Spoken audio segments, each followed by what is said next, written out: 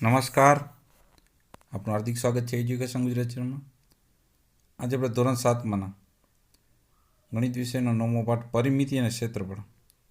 આ પાઠનું સ્વાધ્યાયપોથીનું સંપૂર્ણ solution video માધ્યમ શીખવા છે. ચેનલ પર નવા હોય ચેનલ સબસ્ક્રાઈબ કરો, વિડીયો ગમે લાઈક શેર કરો. હવે સમાંતર ચતુષ્કોણનું ક્ષેત્રફળ જાળવવા માટે આપણે એમાં ઊંચાઈ અને આધારનો ખ્યાલ હોવો જોઈએ, અથવા તો સમાંતર ચતુષ્કોણનું ક્ષેત્રફળ ખ્યાલ હોય અને ઊંચાઈ ખ્યાલ હોય, અથવા તો સમાંતર ચતુષ્કોણનું ક્ષેત્રફળ ખ્યાલ હોય અથવા આધાર ખ્યાલ હોય, તો આપણે ત્રીજી વસ્તુ મળી જાય. એમાં પહેલો જ દાખલો છે અહીંયા આધાર આપ્યો છે 10 બી અને હાઇટ આપી છે 5.6. તો સમાંતર બાજુ ચતુષ્કોણ ક્ષેત્રફળનું સૂત્ર શું છે? તો બી ગુણ્યા એચ.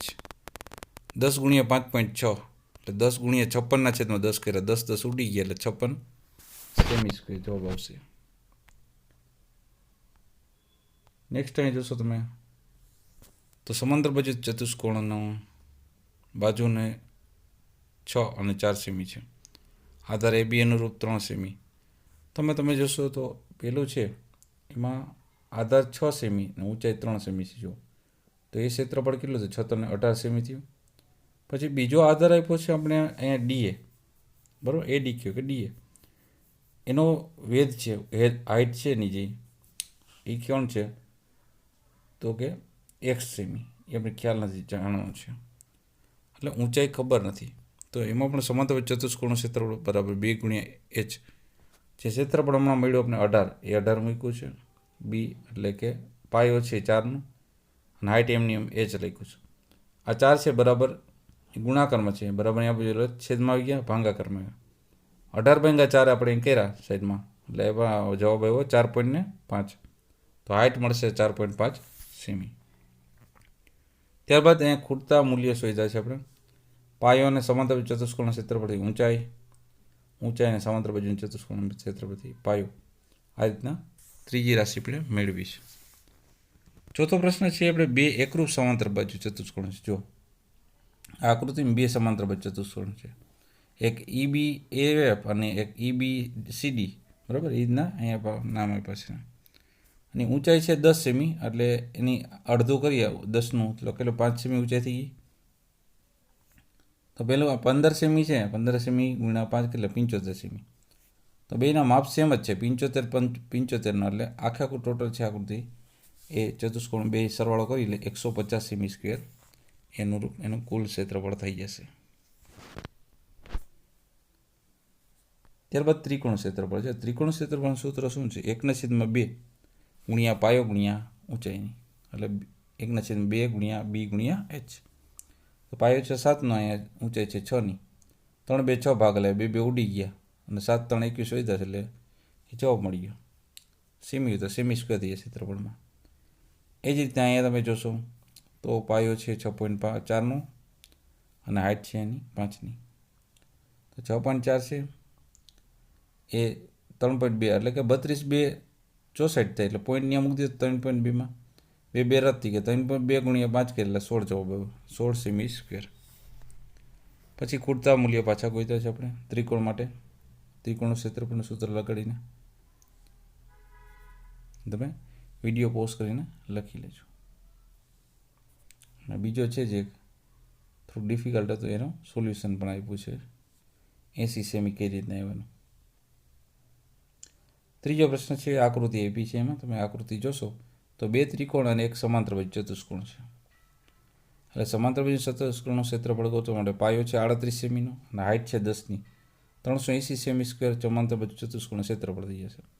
ત્રિકોણ છે ને, એક ત્રિકોણ ગમે એક પણ લઈ લો તો એક 25નો આધાર છે અને 10ની ઊંચાઈ છે. જો તો 5 2 10 ભાગા લેવાના, 25 5 125. એક ત્રિકોણ છે 125નો છે, બરાબર.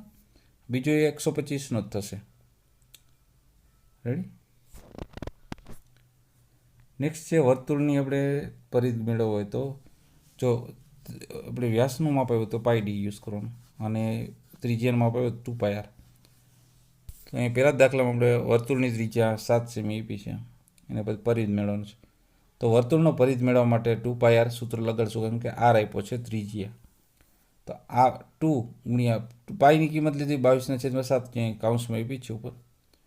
હવે આર છે એ 7 મૂક્યો, 7 છેદના અંશના રદ થઈ ગયા, 22 2 44 સેમી આપણે પરિધ મળશે વર્તુળનું. પરિધ એટલે કે જે વર્તુળની ફરતી કોરની જે રેખા છે, બાઉન્ડ્રી એ, બરાબર. બીજો પ્રશ્ન છે, એક વર્તુળની ત્રિજ્યા આર 35 સેમી છે, તો પરિધ કેટલો થશે? તો 2 પાય આરમાં આપણે 2 ગુણ્યા પાય એટલે 22/4 અને આર એટલે 35, 7 × 35, 7 17 થઈ ગયા, 2 ગુણ્યા 22 ગુણ્યા 5 એટલે 220 સેમી થયા, એ આપણે માપ. ત્રીજું છે વર્તુળની ત્રિજ્યા 77 સેમી છે, તો પરિધ કેટલો થશે? તો 2 પાય આર 2 ગુણ્યા 22/7. હવે 77 છે આર, બરાબર, 11 7 77, 7 17 થઈ ગયા. હવે એ કરે 22 ગુણ્યા 2 ગુણ્યા 11 એટલે 484 સેમી આપણે પરિધ મળી જશે, બરાબર. આપણે અહીંયા ભૂલ કરી છે આ બાળકે, આ ખાલી જગ્યામાં હશે 484 સેમી. ઓકે. ત્યારબાદ 14 સેમીની અહીંયા ત્રિજ્યાવાળી વર્તુળાકાર તકતી છે, બે સરખા ભાગ વેચી છે, એટલે કે અર્ધવર્તુળ પરિધ ગોતો હોય તો 1/2 અડધો થઈ ગયો, ગુણાંકમાં 2 પાય આર, અડધો એટલે 2 ગુણ્યા 1/2 ગુણ્યા 2 અને 22/7 ગુણાંકમાં આર છે કેટલો 14નો, તો 7 2 14 ભાગ એટલે 7 7 ઉડી ગયા, 2 2 ઉડી ગયા, તો 22 2 44 સેમી અર્ધવર્તુળનો પરિધ થયો. પરિધ અડધો થયો, હજી વ્યાસ મેળવવાનો છે, તો 2 ગુણ્યા આર કરશું એટલે વ્યાસ થઈ જશે બમણો, તો 14 ત્રિજ્યા હતી, બમણો 28 થયા. હવે 44 ને 28નો સરળો કરી લે, ટોટલ 72 સેમીનો આપણે અર્ધવર્તુળ મળી જશે તકતીની પરિમિતિ. ત્રીજો દાખલો છે, એક માળી 56 મીટર વ્યાસવાળા બાગની ફરતે દોરડું બાંધવા માંગે છે, દોરડાને બાગે ફરતે 2 વાર વીંટાળ માંગે છે, તો દોરડાની કિંમત જો 1 મીટરને 6 રૂપિયા, તો દોરડાની ટોટલ કિંમત કરતો નહીં. તો વર્તુળ આપણે આપ્યો છે પાય આપ્યો છે, સાથે ડી આપ્યો છે વ્યાસ 56 મીટરનો, બરાબર. તો વર્તુળ પાય ડી વાળું સૂત્ર યુઝ કરશું, હું કેમ વ્યાસ આપ્યો ને, તો 22/7 ગુણ્યા 56, 8 7 56, 7 7 ઉડી ગયા, 22 ગુણ્યા 8 કરશું એટલે 176 મીટર આવ્યા. હવે 2 વાર વીંટાળ દોડવું એટલે 176 ને 2 વડે ગુણવું પડે, એટલે 352 મીટર જેટલું દોરડું જોશે. એમાંથી 1 મીટરનો દોરડાનો ખર્ચો છે 6 રૂપિયાનો છે, તો 352 ગુણ્યા 6 રૂપિયા એટલે 2112 રૂપિયા દોરડાની કિંમત થશે ટોટલ.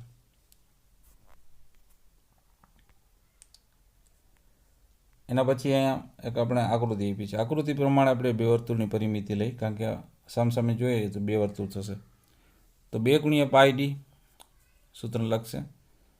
હવે 2 ગુણ્યા 22/7 અને ડી કેટલો આપ્યો છે આપણે વ્યાસ એને આપ્યો છે, અહીં 28 સેમી છે ને વ્યાસ છે એનો, તો 7 4 28, 7 7 ઉડી ગયા, 2 ગુણ્યા 22 ગુણ્યા 4 ગુણાકાર 176 સેમી થઈ. ના, આમાં ચોરસની પરિમિતિ શોધવાની જરૂર નથી, આ સીધી આ આકૃતિની પરિમિતિ આવી ગઈ 176 સેમી.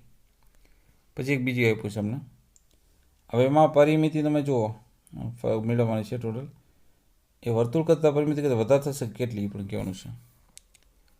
તો ટોટલ 4 છે એમાં, બરાબર, ભાગ્યા એના, તો 1/4 ગુણ્યા 2 2 પાય આર અને 4 વાર ત્રિજ્યા લીધી છે એની, 4 4 ઉડી ગયા અને અહીંયા 2 પાય આર અને 4 આરની એમ કિંમત મૂકી દીધી. પછી એને પોઈન્ટમાં ફેરવી નાખ્યા એટલે 43.2 આવ્યા સેમી. હવે 4 આર કેટલો છે તો કે 16.8 થશે, કારણ કે 4 ગુણ્યા આર આર છે 4.2 એટલે 16.8 થયો, એટલે 16.8 જેટલું વધારે થઈ જશે.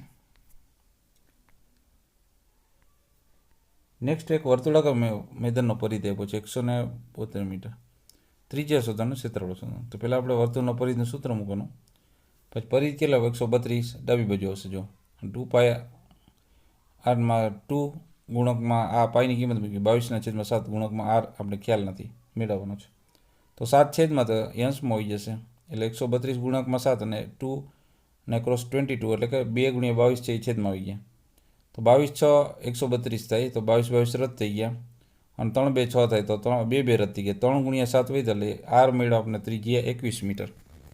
વર્તુળ ક્ષેત્રફળ ગોતવું હોય તો પાય આરનો સ્ક્વેરમાં આપણે આરની કિંમત મૂકી હતી, બરાબર, એટલે કે 22 ગુણ્યા 22/7 ગુણકમાં 21 બે વખત શું કામ લખ્યા, વર્ગ છે ને એટલે 2 વખત થશે, આર કેટલી વખત 2 વખત લખવાનો, 21 ગુણ્યા 21.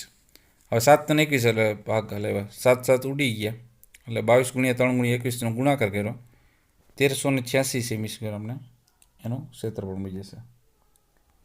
બીજી આકૃતિમાં આપણે બતાવ્યું છે કે એક પ્રમાણે ફૂલોનો એક વર્તુળાકાર બાગ છે. બહારની તરફ ચારે બાજુ 5 મીટર પહોળો રસ્તો છે કરેલો. બાગનો વ્યાસ આપ્યો છે 70 મીટર. તો રસ્તાનું ક્ષેત્રફળ મેળવવાનું છે. તો ડી આપ્યો છે આપણે વ્યાસ 70 મીટર. તો એનો આર થશે અડધો કેટલો 35.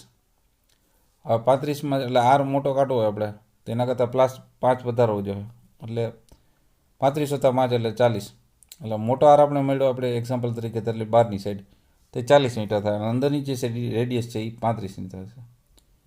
હવે પાઈ મોટો આર છે કેપિટલ આર એનો સ્ક્વેર માઇનસ પાઈ સ્મોલ આરનો સ્ક્વેર. પાઈ સામાન્ય કાઢ્યો એટલે R square minus R square એટલે આર માઇનસ આર અને આર પ્લસ આર એ રીતના ભાગ પડી ગયા. પાઈની કિંમત 3.14 લેવાની છે. એટલે 3.14નું શું કર્યું પોઈન્ટ ખસેડી નાખ્યો કાઢી નાખ્યો એટલે 100ના સ્થાને પોઈન્ટ હતો એટલે 100 છેદમાં લખી નાખ્યો. બરાબર. હવે આરની કિંમત મૂકી કેપિટલ આર એટલે 40 સ્મોલ આર એટલે 35. પછી 314ના છેદમાં 100 છે. આ 40માંથી 35 બાદ કેટલા 5 એ ગુણકમાં છે. 40માં 35 એટલે 75. હવે 25 4 100 અને 25 3 75. 25 રદ થઈ ગયા. હવે અંશમાં વધ્યા 314 અને 5 3 15 છેદમાં 4 વધ્યા. 314 ગુણ્યા 15નો ગુણાકાર કર્યો 4710 મિનિટ છેદમાં 4. એની વડે 4710ને 4 વડે ભાંગ્યા એટલે 1177.5 મીટર સ્ક્વેર આપણે એનો જવાબ મળ્યો. ત્યારબાદ અહીંયા ક્ષેત્રફળના દાખલા છે, તમે જોઈ લેજો કઈ રીતના છે કે આર આપ્યા છે ને 7 સેમી ત્યાં ક્ષેત્રફળ. બરાબર. તો વર્તુળ ક્ષેત્રનું સૂત્રનું પાય આરનો વર્ગ એટલે 22/7 ગુણકમાં આર છે સ્ક્વેર એટલે 2 વખત 7 × 7 7 7 રદ થઈ ગયા 22 7 ને 154 સેમી સ્ક્વેર આવશે. એ જ રીતના 56નું કર્યું છે. બરાબર. અને છેલ્લામાં છે વ્યાસ ડી આપ્યો છે તો ડી વ્યાસ છે ત્રિજ્યામાં. બરાબર. તેનો અડધો કરવો જોઈશે. આર આપણે મળશે 35. પછી આપણે એને સૂત્રમાં મૂકશું અને એને જવાબ મેળવીએ એટલે આપણે જવાબ મળી જશે 3850 મીટર. ત્યારબાદ ચોથો દાખલો એવો છે કે આ ચોરસ તકતી છે એમાંથી આ સર્કલ જેટલા ભાગ છે કાઢી લે. જે ભાગ વધે એમાં રંગકાર કરવાનો છે. બરાબર. રંગ કરવાનો ખર્ચો પ્રતિ સેમી સ્ક્વેરના 50 રૂપિયા છે. તો સૌથી પહેલાં ચોરસનું ક્ષેત્રફળ કેટલું છે તો 14 સેમી છે. તો 14 × 14 એટલે 196 સેમી સ્ક્વેરનું આ ચોરસ છે. એની અંદર વર્તુળ છે એ 7ના થશે. શું કામ 14ના અડધા એટલે 7 થઈ ગયું. તો રેડિયસ કેટલી થઈ એ આપણે જાણવી હોય તો આ તો ડી કહેવાય. 7 છે ડી છે એટલે કે વ્યાસ છે. તો રેડિયસ અડધી થાય એટલે 3.5ની રેડિયસનો વર્તુળ થશે એક. એના પરથી વર્તુળનું ક્ષેત્રફળ મેળવું આપણે અને વર્તુળનું ક્ષેત્રફળ મેળવું એ મળે. બરાબર. એ 38.5 આવ્યું અને 4 વર્તુળ છે. આમ જો એક નહીં 4 વર્તુળ છે તો 38.5ને 4 વડે ગુણ્યા 154 મીટર થયા. સોરી 154 સેમી સ્ક્વેર થયા. ટોટલ તો આખે આખું આપણે કેટલું મળ્યું ત્યાં 196 સેમી સ્ક્વેર. તો 196માંથી 154 આપણે બાદ કર્યા એટલે 42 સેમી સ્ક્વેર રંગવાનું છે. બરાબર. એટલું આપણે ખ્યાલ પડ્યું. 1 સેમી સ્ક્વેર રંગવાનો ખર્ચો 50 રૂપિયા. તો 42 સેમી સ્ક્વેર રંગવાનો ખર્ચો કેટલો થાય તો 42 × 50 એટલે 2100 રૂપિયા ખર્ચો થશે. ત્યારબાદ હેતુલક્ષી પ્રશ્નો છે, તમે નોટ ડાઉન કરી લેજો વચ્ચે વચ્ચે પોઝ કરીને.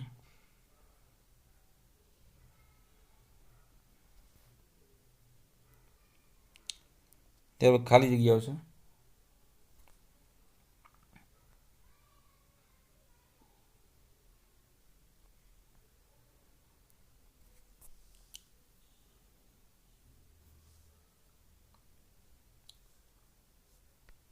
નેક્સ્ટમાં ખરા ખોટા ત્રીજો પ્રશ્ન.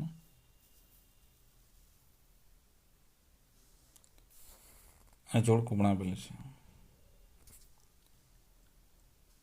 તો આ તો આપણે આ પાઠના સ્વાધ્યાય પદ્ધતિનું સોલ્યુશન જોતા રહો. એજ્યુકેશન ગુજરાતી ચેનલ શીખતા રહો. Thank you. આભાર.